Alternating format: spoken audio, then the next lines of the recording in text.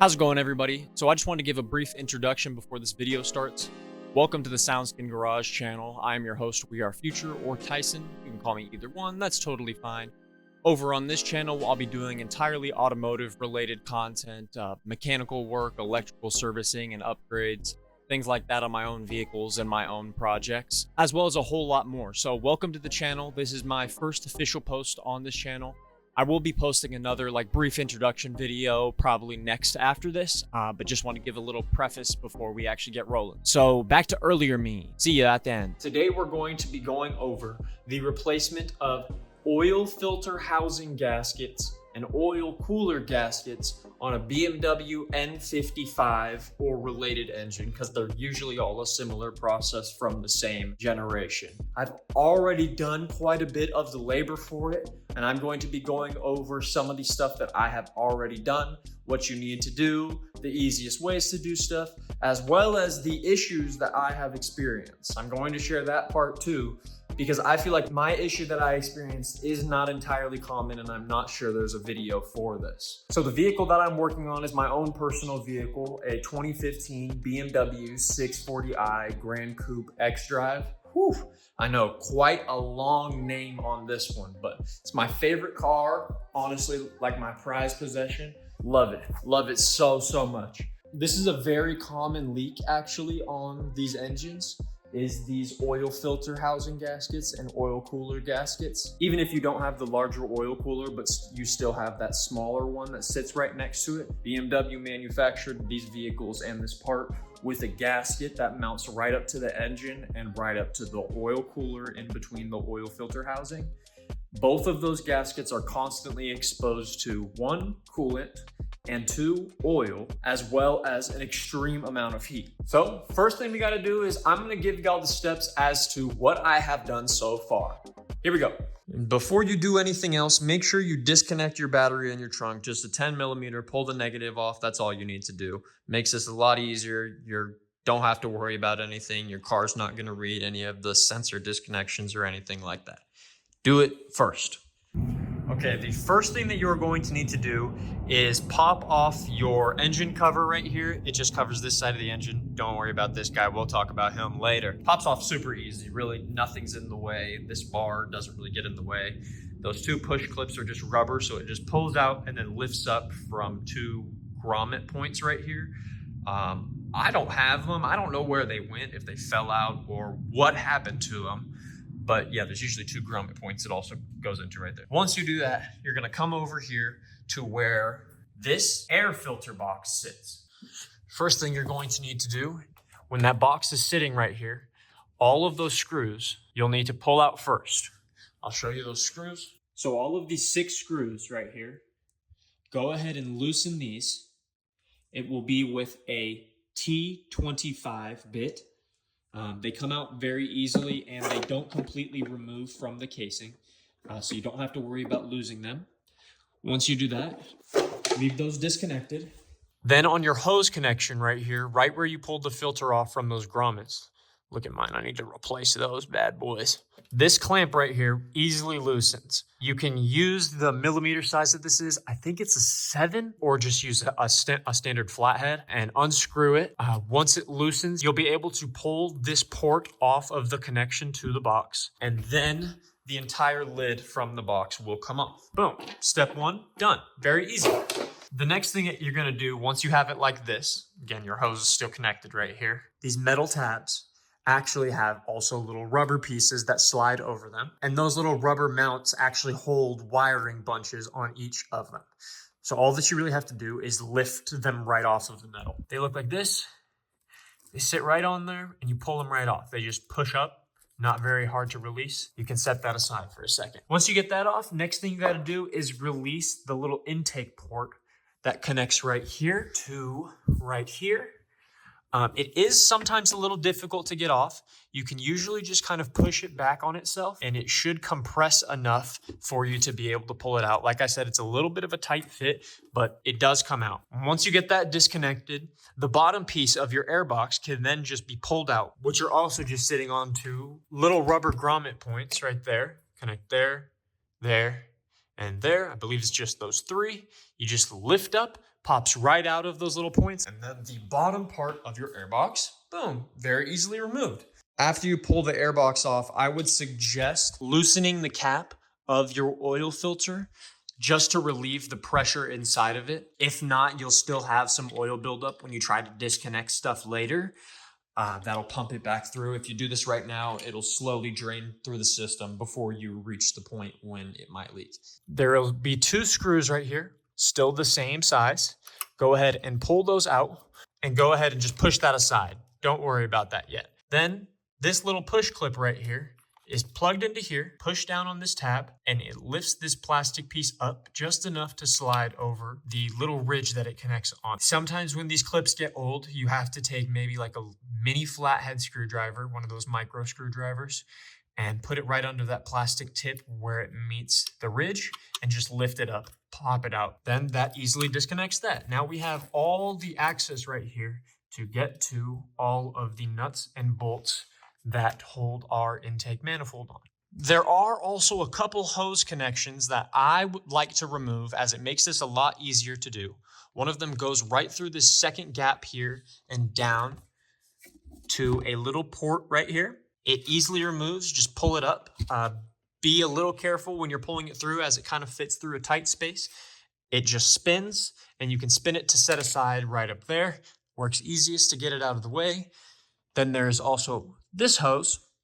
This hose sits over and connects at a couple points. The first being this one right here. These are just little clip connectors. Push it together, it releases. Same thing over here. Push connector, just clip it, it releases. Now, tackling the intake manifold is our next step, and it can be a little bit of a tricky one. You don't need to completely remove it, but I do suggest it for this, so you can replace the gaskets, which is exactly what I'm going to show you how to do here. So on your intake manifold, there are going to be 2 bolts and 1, 2, 3, 4, and back here, 5 nuts that hold it onto your engine block. All that you need to take those out is a 10 millimeter. I would recommend getting an extension, probably quite a long one.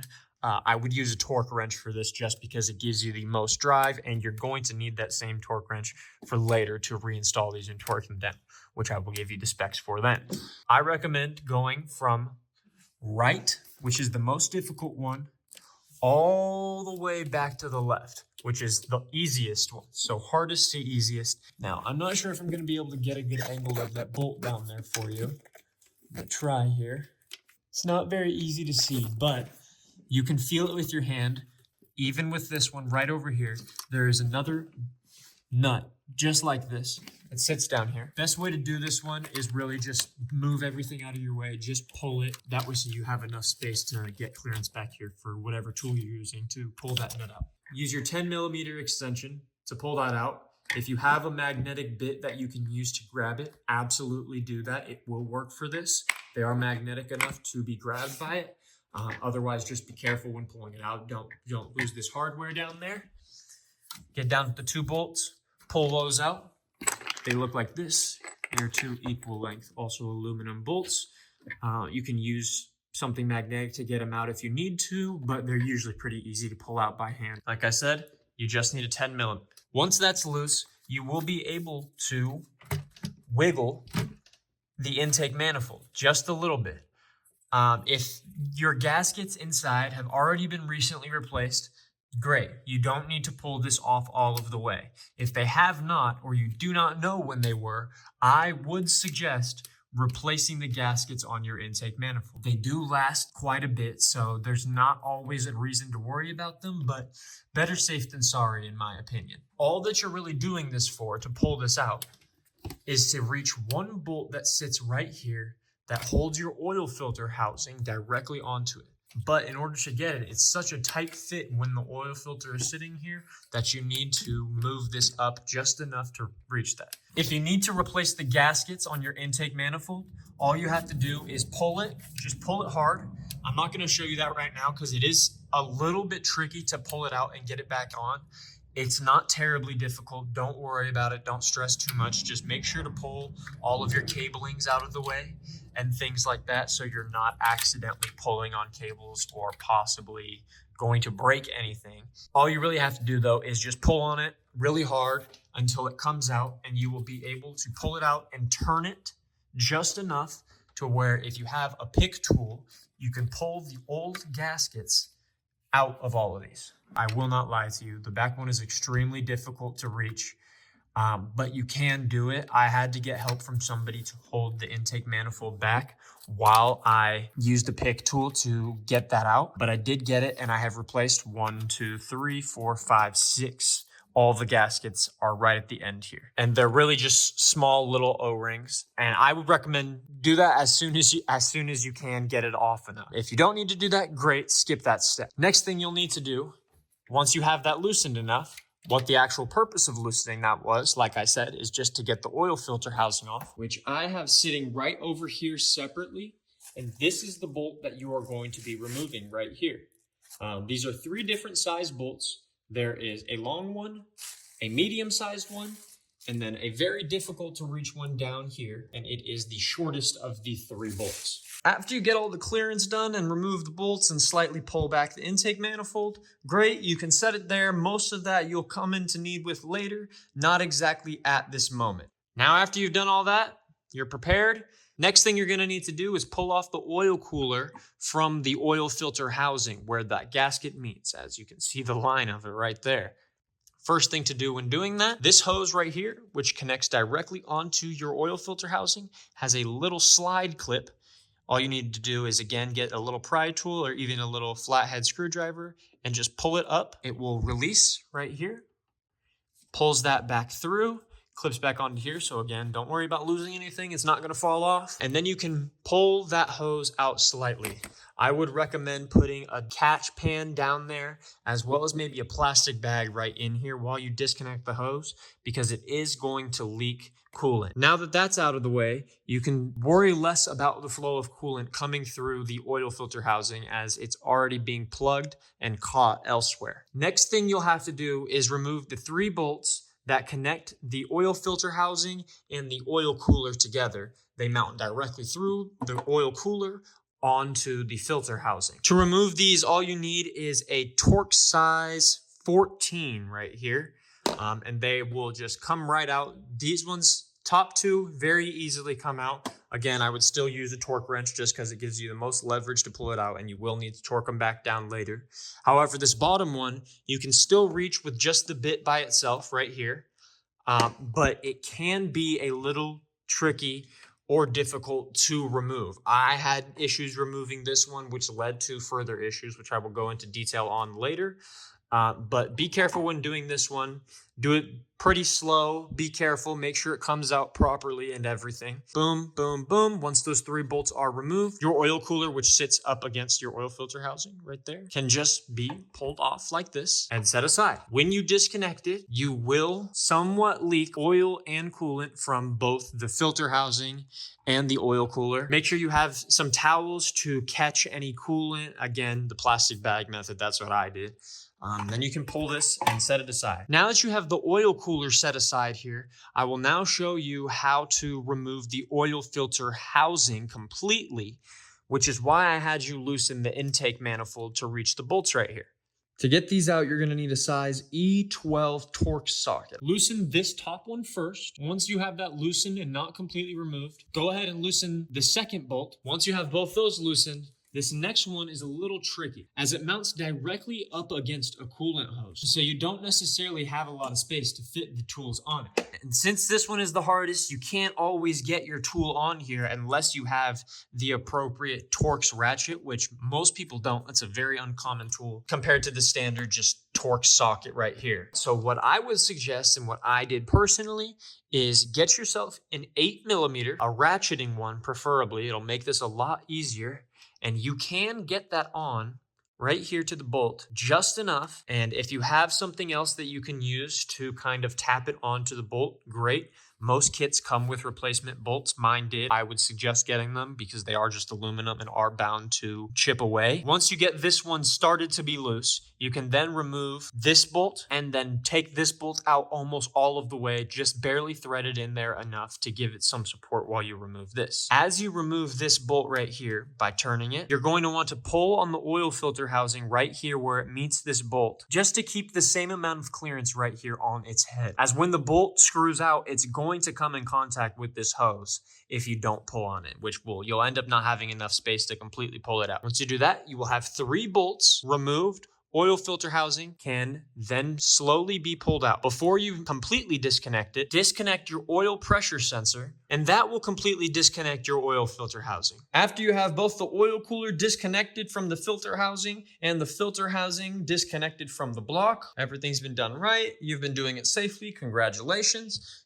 Here's how you replace the gaskets for them. The gasket for the oil cooler sits right here. It fits in there over these little ridges, so it is a little tight to get in, but again, just a little pick tool, pull it out gently. Make sure you don't break it because you might leave some residue from it behind. Same thing with the one that attaches to the block side. Go ahead and pull it off right here. If this has not been damaged by any stripping of threads inside or any breaking of any kind, great, you can reuse it.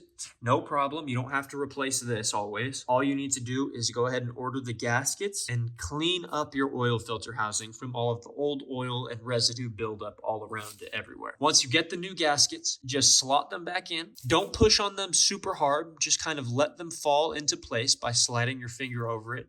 And as they meet these little ridges, you can gently begin to press it into place properly. Do the same thing with the side that meets the engine housing. Great, now you have the new gaskets in. Now in a normal case, once you have the gaskets replaced, you can then begin to remount the process. Whoa, he lost his shirt. Yeah, I did. Anyways, I seem to have lost part of the footage here. The next part I was going to go into an explanation a little bit about why my oil filter was sitting right there. This is my last step at that moment. I had attempted to just replace the gaskets on my old oil filter housing, the gaskets that attach up to the block, and the kit that I ordered with those gaskets came with new bolts. After installing the new gaskets in and putting the oil cooler and oil filter housing back on, torquing those bolts down to spec, I may or may not have accidentally cracked through the oil filter housing because Euro Tuning sent me the wrong size bolts, but markets them as the correct size bolts. I am putting them on blast for this.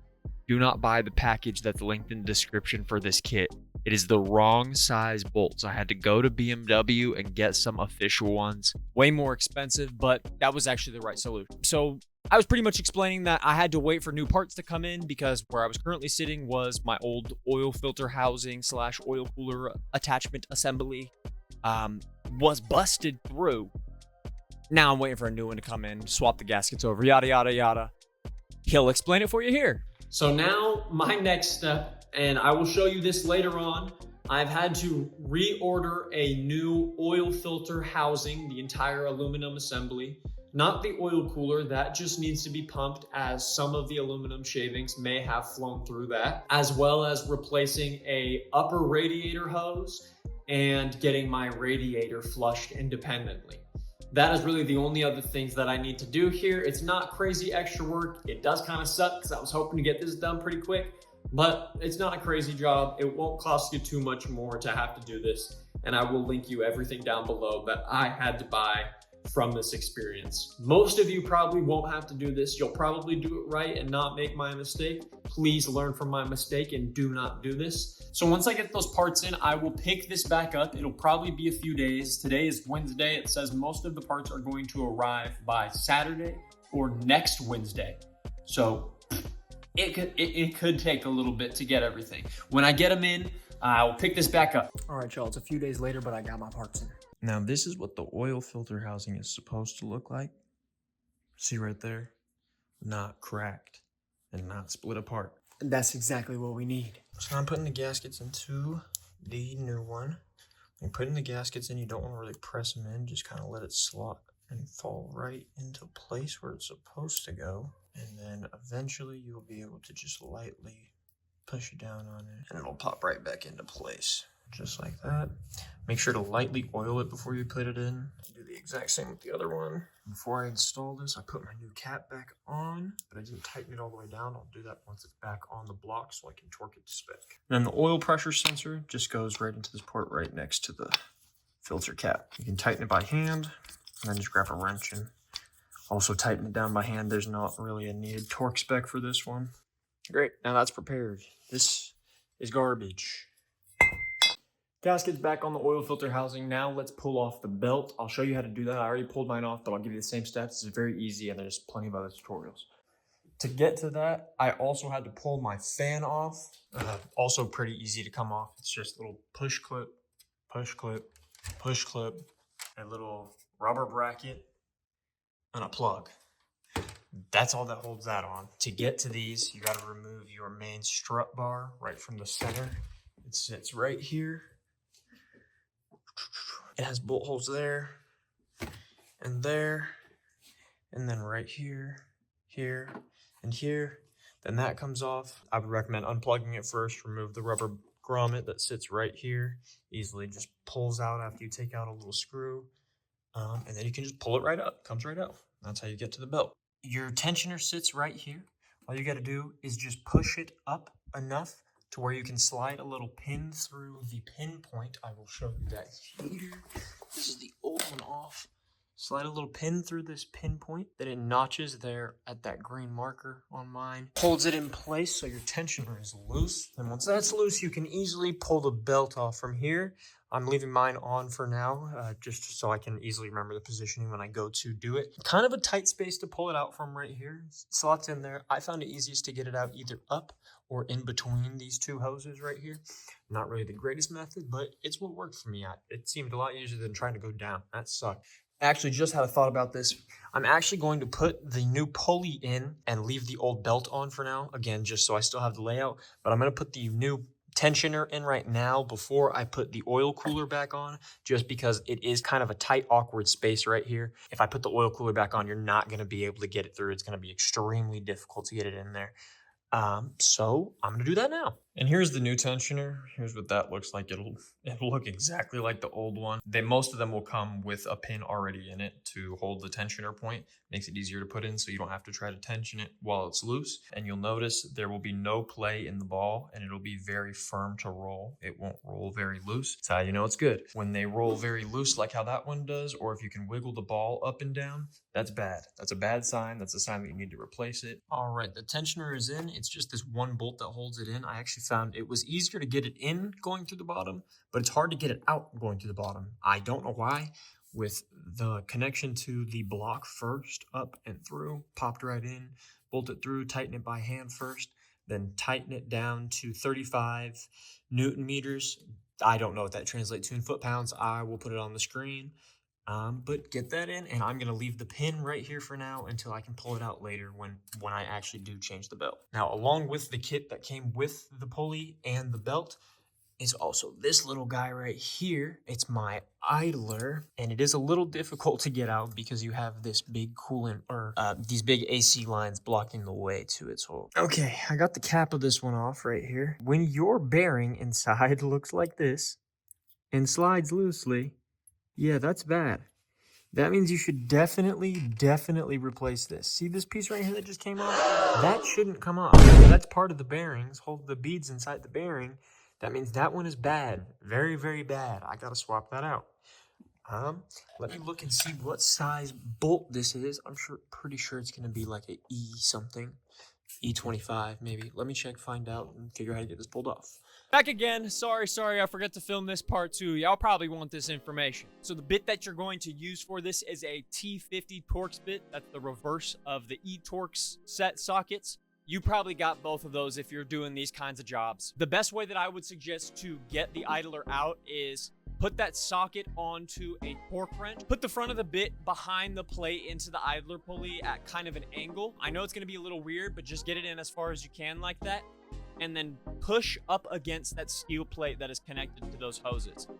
Those hoses are made out of metal. They're not really gonna disconnect or break or anything like that. You don't gotta worry about it too much. Try not to go insanely hard, obviously. Don't Hulk smash it apart. but you can definitely put a little bit of force onto it. And once you do, it'll notch into the idler fully. And then you can just start cranking it off. At least that's how I found it to be the easiest. Once you have it unscrewed all the way, or at least all the way that you can do it with the torque wrench, you may get to a point where you can spin the rest of it out by hand. Your next issue you're going to run into is the belt's now in the way if you didn't take the belt out. So just take the belt out right here, and then the idler will just drop out. That's what I did. Took the belt off after I realized it was holding it up into place still, and it just literally fell out after I completely unscrewed it. So in this next part, I'm just going to be telling you about how I'm going to put the oil cooler back on next before I put the new belt on. Okay, before I put the belt on, actually, I'm going to reinstall the oil cooler back onto the oil filter housing right here. Boom. And then after we get that on, which is just going to be these 3 bolts again, I'll give you the torque specs here. Should be 10 Newton meters on these. Boom, boom, boom. 1, 2, 3. Very easy, not very hard torque down. Left pretty light. Then after that, we will get to the hose, which is going to be a little bit more of a process, and I'm going to find out what. All right, now looks like I got my last 2 parts in here. It's 2 days later than the last time you saw. Let's see what these are. In that kit that I ordered the belt, tensioner, an idler, and the belt. They delivered me the wrong size belt, so I had to reorder that. That should be one of these. And the hose. That's the hose replacement right there. And again, links to all of these are going to be down below.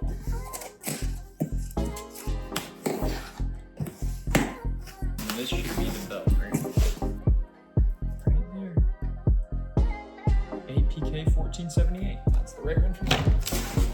All right, and that's the new hose in. When you take the hose off, you're obviously going to want to disconnect this side first. It'll probably already be disconnected. Go to your expansion tank, take off the top one. You're going to want to pull this hose off next, but make sure you have something to catch because it's gonna pour coolant everywhere out of this hose from that long line. And then when you put it back on, do it in the exact same order. Put this one on, then this one on, then that one down there on, then this one at the top back on last because it's the easiest one. So boom, hose back in. Now that the hose is in, I went ahead and put the belt on.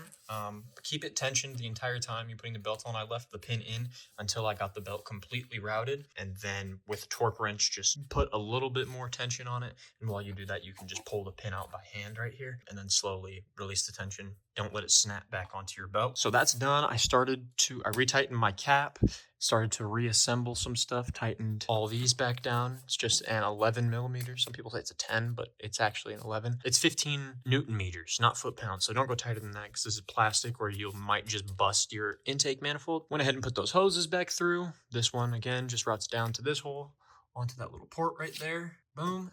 And then this one only has one route that it can go. And it'll just, once you lay it back down, it'll fall right into place. Clips on there, clips on there. Great. So I got to put my fan back in. Just slide it back down. Boom. Not very hard. Go ahead and do that now. Okay, we're mostly reassembled here. Got pretty much everything back in. Fans back in. Like I said, really easily just drops back down. And there's 2 little clip points that it pops into. Crossbar, 1, 2, 3, 4, 5 bolts.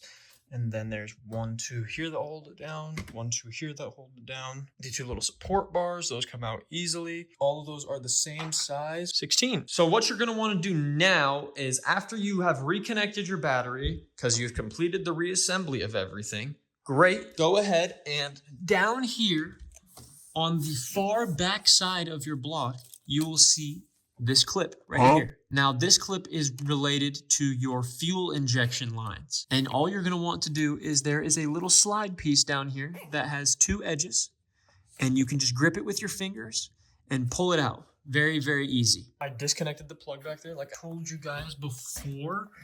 You can see it now. It's this plug right here, the very end one. Just slide the clip off right here and then it pops right off super easily. And now we're gonna prime the oil system. Typically, before you do this, you're supposed to add about as much oil as you think you lost, but a little less. So if you think you lost about 2 quarts of oil, add about 1 quart to 1.5 quarts of oil, and then begin to prime your system. I, however, am not going to add any oil, just a little bit of coolant, because I'm going to get a coolant flush and an oil change right after we finish this. I don't do that here because that's a mess, and I don't got the space for it. All right, welcome inside. Now let me show you how to actually prime. So BMW says to do it for 5 to 10 seconds. Let's do 7. That's right in the middle. Pretty even. So you crank for 7 seconds, stop for 20. then you wait 20 seconds, then crank for another 7, stop for 20, crank for another 7, stop for 20. After that third crank and then wait, you can go reconnect, and I will show you that. So let's crank. First one, you're going to hold the button when you do it. 1, 2, 3, 4, 5, 6, 7. Stop. Don't worry, it's going to throw codes, but the codes will re-clear themselves once you reconnect that module up there. And once you go through this process, the computer's smart enough to figure that out. So we're just going to wait here a couple more seconds. All right, another 7 seconds. 1, 2, 3, 4, 5, 6, 7. Now we wait. Okay, and then the final one.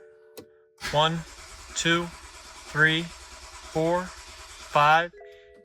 All right, and it usually cuts itself out earlier for this one. The third one always finishes itself early. That's how you know that the cycle has gone through its process. And boom, you've just primed your oil system.